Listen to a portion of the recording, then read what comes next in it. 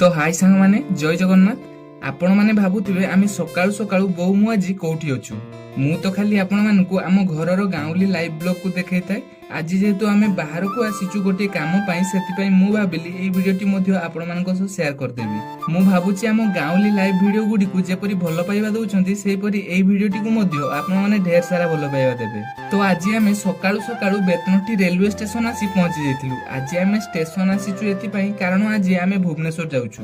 मु तो आपण मानकु पूर्व वीडियो रे कहितली बो गोटे ऑपरेशन होइतिले जेहेतु सेति पई आज आमे तांकु नै चेकअप रे मेडिकल जाउछु। वो एठी ट्रेन आसीबार 15-20 मिनिट लेट थिला जेहेतु बापा एठी चाहा पीवा पई चाहा दुकान आडे जाइथिले। वो किछि समय परे हम ट्रेन आसी मध्ये पहुंची जाइतिला एवं एठी केते परिमाण ले आज भिडो होइछि आपण माने देखि पारुथुबे। भगवान करंतु आमे गोटे हेले सीट पाइ जाउ बापा वो मु ठिया होई एडजस्ट करि चल जिबा। किंतु बोउंकर निहाती भाबे टिके बसिबा दरकार कारण बोउंकर एते दूर ठिया होई जिबार टोटली अभ्यास नै।